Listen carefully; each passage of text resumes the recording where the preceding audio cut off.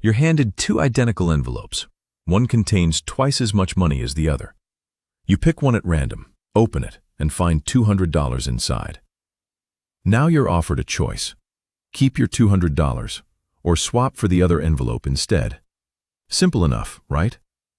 Except mathematicians have spent decades arguing about this exact scenario, because the seemingly obvious reasoning leads somewhere genuinely absurd. Here's the tempting logic. The other envelope contains either half your amount, $100, or double your amount, $400, and each seems equally likely. Average those two outcomes together, and swapping looks like it's worth $250 on average. That's $50 more than what you're currently holding. So you should switch, obviously. Except here's the part that breaks the whole thing.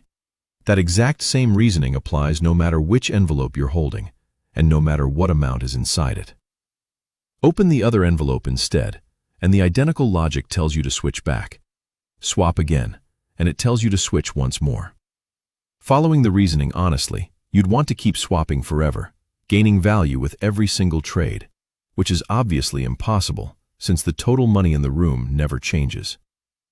This is Newcomb's cousin in the paradox world, first seriously analyzed by mathematicians in the 1980s, and it exposes something subtle hiding inside a seemingly simple averaging calculation. So where does the reasoning actually break down? The flaw sits in treating half and double as equally likely outcomes without accounting for what those words actually mean, given the specific number you're holding. If your envelope has $200, the pair of envelopes was either 100 and 200 or 200 and 400.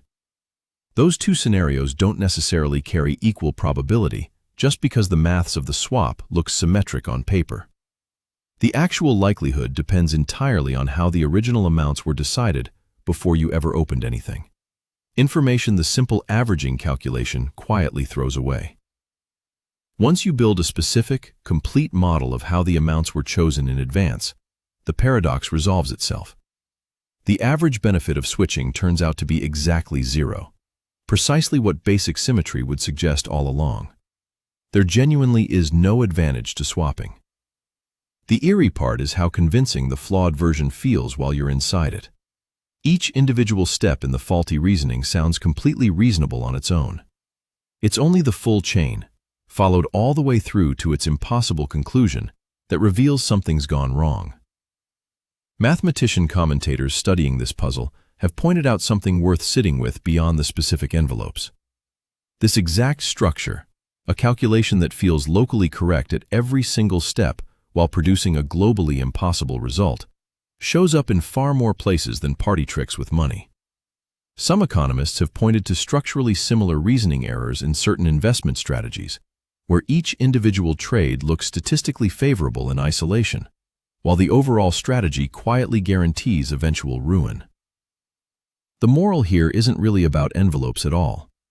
It's about how easily a chain of individually reasonable steps can walk you straight into a conclusion that's obviously wrong, without any single step along the way feeling like the mistake.